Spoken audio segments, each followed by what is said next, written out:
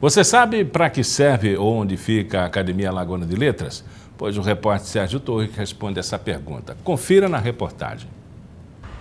Fundada em 1919, a Academia Alagoana de Letras funciona atualmente nesse prédio histórico no centro de Maceió. O local foi a casa onde viveu o escritor Jorge de Lima. A instituição tem 40 membros efetivos que se reúnem uma vez por mês.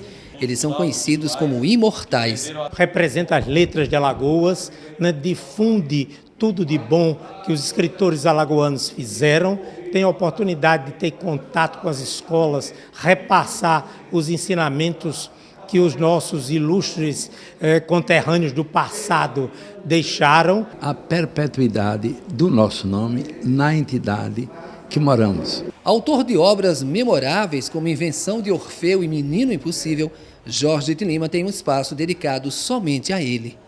Quem tiver a oportunidade de visitar a Academia Alagoana de Letras não deve deixar de subir até o primeiro andar e conhecer todo esse espaço aqui, dedicado ao poeta e escritor alagoano Jorge de Lima. Outro ponto que não deve deixar de ser visitado é o escritório onde Jorge de Lima trabalhou durante muito tempo, aqui nessa que foi a casa dele. A peça principal é essa mesa torneada, considerada patrimônio histórico. Através desses painéis é possível fazer uma viagem no tempo e conhecer detalhes da vida e da obra do autor, que foi fundador da Academia Alagoana de Letras. Hoje o órgão reúne alguns dos maiores expoentes do mundo literário de Alagoas e tem peso significativo para a cultura do estado. O papel da academia é reunir as pessoas que participam ou que desenvolvem atividades culturais, isso por excelência, literárias em todos os seus gêneros, e, por consequência, desenvolver atividades que visem a oferecer à comunidade a oportunidade de aprimoramento cultural. As visitas ocorrem de segunda a sexta-feira, de 8 da manhã a 1 da tarde, e a entrada é franca. O TOC, ou transtorno obsessivo compulsivo, é caracterizado por comportamentos ou pensamentos exagerados e fora da realidade. Quem sofre desse mal vira um verdadeiro escravo de rituais que não consegue evitar, como, por exemplo, lavar as mãos ou verificar se uma porta está trancada várias vezes ao dia. Pode até parecer algo bobo, mas esse transtorno traz muito sofrimento e precisa ser tratado o quanto antes. Aqui comigo no estúdio, o psicólogo Aloysio Costa, que vai explicar melhor essa doença. Eu nunca soubesse que a minha mania é um toque. Eu tenho mania, eu fecho o carro e depois eu volto lá para saber se está fechado. Mas por quê? Alguém uma vez disse que utilizando uma maquininha, que à medida que você fecha o carro, ela não fecha. Aí depois ele vai e leva o seu carro. O meu é toque ou precaução? É preciso saber essa diferença de é uma mania que eu tenho, é uma precaução que eu tenho, e o que é que a gente diz que se torna um toque.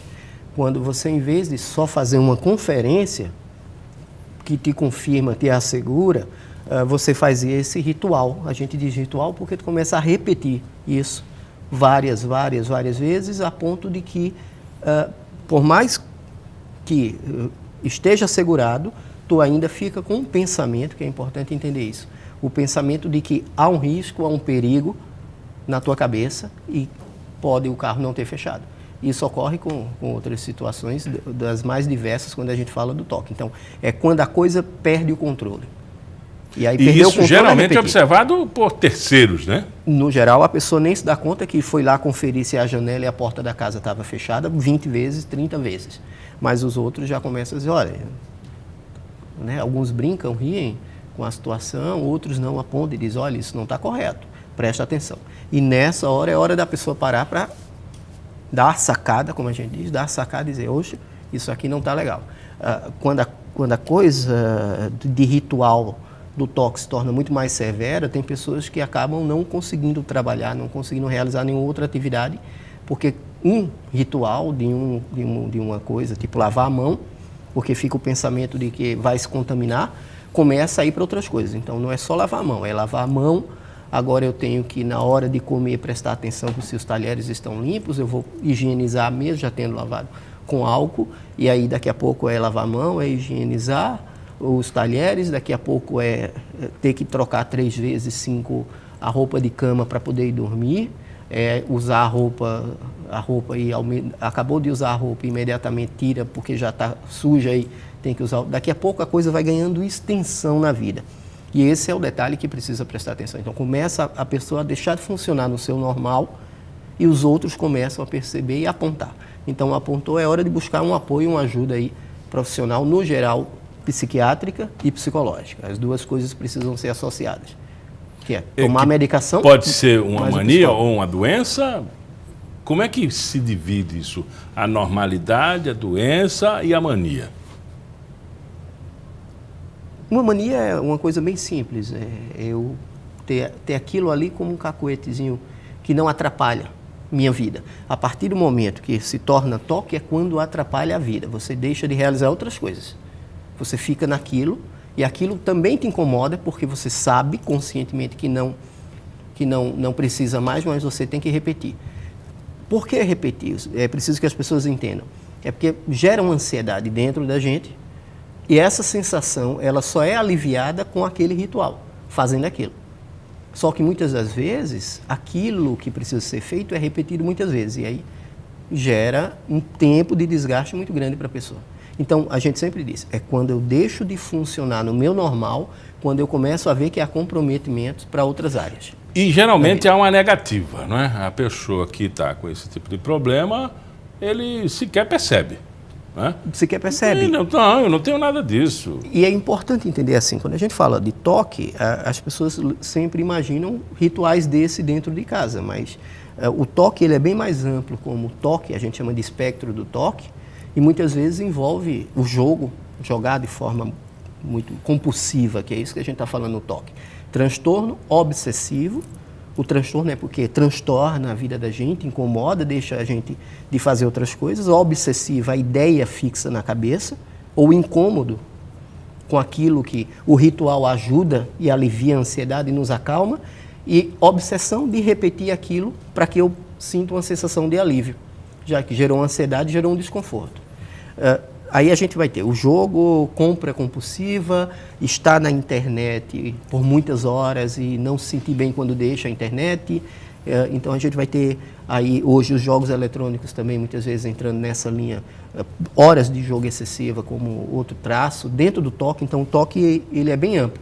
Até a linha do comer compulsivo tem a compra compulsiva. Compra compulsiva, sexo compulsivo, jogo compulsivo, jogos eletrônicos e guarda de objetos compulsivo. Guarda de objetos, e aí a gente vai ampliando o que a gente chama de obsessivo compulsivo. O clássico é lavar as mãos, o clássico é essa história de ver uma coisa e colocar no canto, não deixar ninguém mexer, de manter conferir porta, janela, mas é importante a gente entender que é algo bem mais amplo.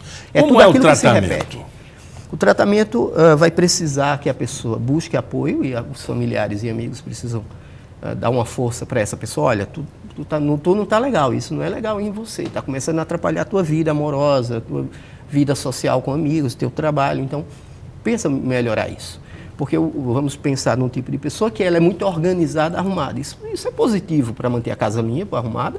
Isso é positivo no trabalho, em manter sempre ali aquela ilha de trabalho dele, onde ele trabalha, tudo organizado, classificado, arrumado. Agora, quando isso começa a atrapalhar a vida dos colegas, interferir na própria vida dele, é hora que sinaliza. Então, o que é ajuda profissional é buscar tanto um psiquiatra, porque é hora de uma avaliação psiquiátrica para verificar em que nível isso está e a necessidade de tomar uma medicação que tente dar um controle, e do outro lado o apoio e o trabalho psicológico que vai com a pessoa rever os pensamentos que a gente chama de disfuncionais, porque tem pensamentos que vai invadindo a cabeça da pessoa.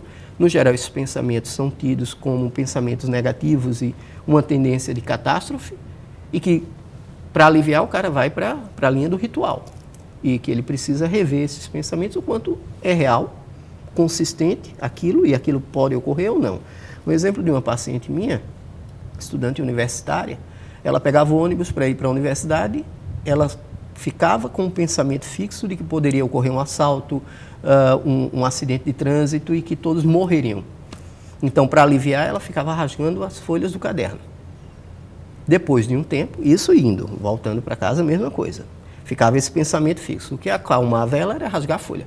Depois de um tempo, ela vai intensificando a coisa, vai ganhando uma dimensão maior. Ela precisava rasgar, mas não podia rasgar de qualquer jeito, tinha que rasgar bem retinho. E agora imagina, dentro do ônibus, rasgando folha de caderno, a pessoa do lado e outras olhando, e você ainda usando uma régua, e o ônibus balançando, e isso a incomodava porque rasgou errado, agora a chance dobrou de ter um assalto ou de ter um acidente, e todo mundo aqui, o ônibus capotar e morrer.